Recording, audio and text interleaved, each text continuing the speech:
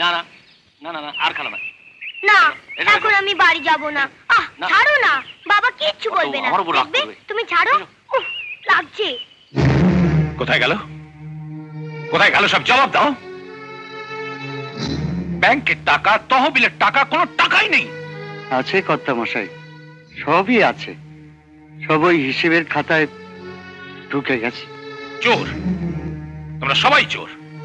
তোমাদের কিভাবে শাস্তি দিতে হয় সেটা আমার জানা আছে। আজ সব কাগজপত্র দেখবো। কি ব্যাপার কালী? ব্যাপার আবার কি? কবে জমিদারি চলে গেছে? আরে বাবা, শুয়ে বসে খেলে রাজা ধনী ফুরিয়ে যায়। খামোগা নস্কর মশাইকে গালাগালি দিচ্ছে। আরে শোনো শোনো, সামনের মাস থেকে আর মাইনে পাচ্ছ না, জমি জমা যা আছে তাই নিয়ে থেকো। আর পারো তো এখন থেকে নস্কর মশাইকে সেলাম ঠুকো, বরাত খুলে যেতে পারে।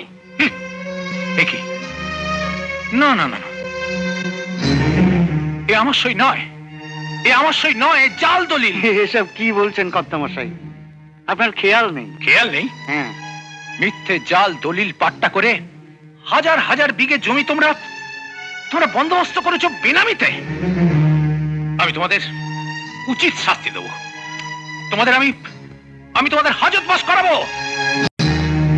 ও নায়েব মশাই, শেষ পর্যন্ত হাজত বাস? ভয় পাচ্ছ? যদি সত্যি সত্যি কোর্ট কাছারি পুলিশ করে? জাল দলিল প্রমাণ করতে শেষ পর্যন্ত কেউ কি আর বেঁচে থাকবে?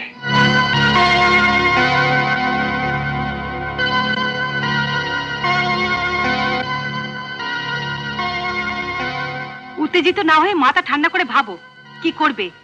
নিজের বিষয় সম্পত্তি অন্য লোকের হাতে তুলে দিয়ে নিশ্চিন্তে দিন কাটালে এই অবস্থাই হয়। শিবু নস্করটা যে ভেতরে ভেতরে এত বড় শয়তান, এটা আমি খুনাক্ষরেও টের পাইনি। ওর মাথায় আরো শয়তানি খেলছে। নবীনও আবার সে সেই কথাই বলতে চাইছিল। বাড়িতে যে কটা চাকর বাকর আছে, নবীন ছাড়া কারোরই হাব ভাব আমার ভালো লাগছে না। আমার মনে হয় শিবু সবাইকে বশ করেছে। আমারও তাই মনে হয়। নইলে মুন্সিও। শোনো, এখানে থেকে কিছু করাটা নিরাপদ হবে না। আমরা কালই কলকাতায় চলে যাব, তারপর দেখি।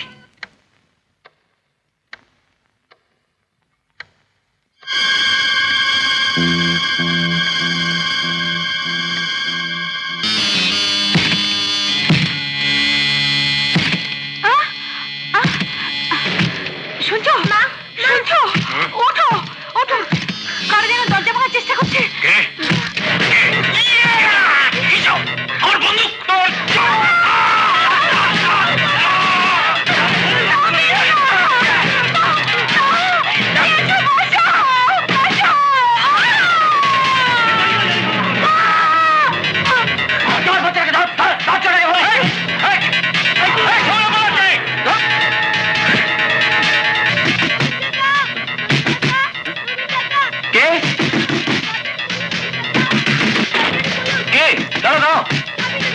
খুলছি খুলছি। দেখি, তুমি এখানে? ওরা আমার মা বাবাকে মেরে ফেলেছে। কারা? জানি না, মুখে কালো কাপড় বাঁধা। তুমি ওকে সামলাও, আমি দেখছি।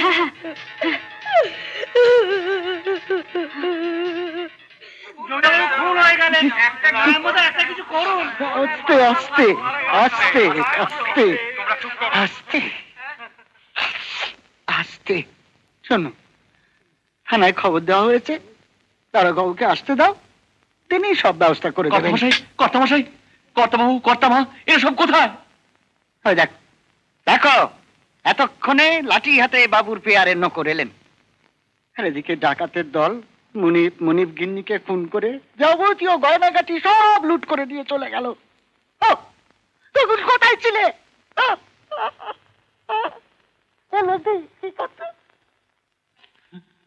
কোথায় থাকো তোমরা সব? এতগুলো লোক বাড়িতে থাকো। খবরদার বলছি, চুল খাওয়ার ভালো হবে না। আমরা তখন ঘুমিয়েছিলাম, বোমার আওয়াজে ঘুম ভাঙতে দেখি ডাকাতরা বোমা ফাটাতে ফাটাতে পালিয়ে যাচ্ছে। তো আমরা কি করব? এই কালী, এসব কথা তুই ওকে বলছিস কেন? এসব কথা তুই পুলিশকে বলবি। তা দেখ, যে লোকজন নিয়ে গিয়ে দেখ, ছেলেটার খোঁজ কর। দেখ আবার ওই দোতলার জানলা দিয়ে লাফাতে গিয়ে তো মরে পড়ে আছে কিনা। যা। ছোট বাবু যে দোতলার জানলা দিয়ে লাফাতে গেছে, এ কথা আপনি জানলেন কি করে? হ্যাঁ? আপনি জানলেন কি করে? কি হয়েছে? আরে কেউ দেখেছে তাই জেনেছি। এত কৈফিয়ত আমি তোমাকে দিতে পারবো না বাবা নবীন, সেসব আমি পুলিশকে দেবো। কি দেখছো যেমন করে? হ্যাঁ, আই কালি, যা ছেলেটার খোঁজ কর। আর দেখ, ওই যে বললাম না তোকে, দেখ কোথাও মরে পড়ে আছে কিনা, বুঝলি তো? বুঝেছি হুজুর, গায়ের ঘরে ঘরে, জঙ্গলে জঙ্গলে ওটাকে ঠিক খুঁজে বার করবো। আপনার কোনো চিন্তা নেই হুজুর। এই আয় আয় আয় আয় সবাই।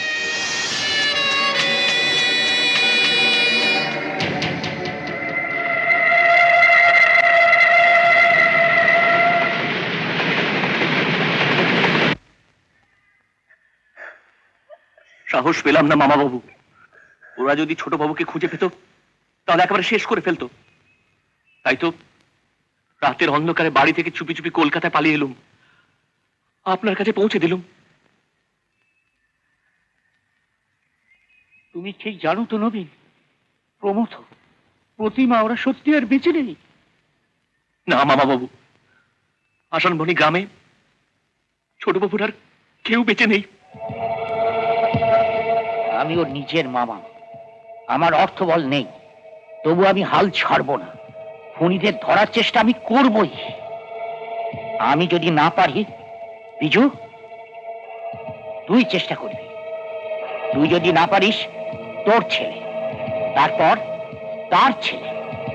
বিজু ওঠ, উঠে দাঁড়া, ওঠ।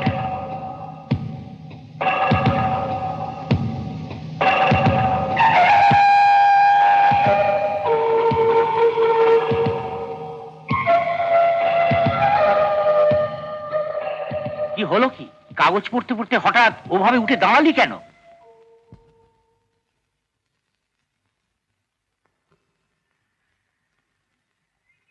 এই জঘন্য আসানমণি গ্রামের হেলথ সেন্টারে সত্যি সত্যি তুই ডাক্তারি করতে যাবি? আমার অ্যাপয়েন্টমেন্ট লেটার এসে গেছে মামা। কিন্তু এই জঙ্গল ঘেরা গ্রামে আছে কিছু জন্তু জানোয়ার আর কতগুলো শীত দ্বারাহীন অসহায় মানুষ, যাদের ওই শিবু নস্করের মতো কর্তারা জন্তু জানোয়ারের অধম করে রেখেছে। শোন, তুই কলকাতাতেই প্র্যাকটিস কর, মরতে কেন ওখানে যাবি? আমার বাবা মা তো ওখানেই মরেছে। আমি অনেক চেষ্টা করেছি, কোর্ট, থানা, পুলিশ অনেক করেছি, কোনো প্রমাণ করতে পারিনি তোর বাপ মায়ের খুনিদের গায়ে এতটুকু আঁচড় কাটতে পারিনি। কিন্তু তুমিই তো বলেছিলে মামা যে তুমি না পারলে আমি চেষ্টা করব, আর আমি না পারলে। পারবি না রে, পারবি না। ওদের নোংর অনেক বড় জায়গায় বাঁধা, তোর ধাক্কায় শিবু নস্করদের নৌকো ভেসে যাবে না।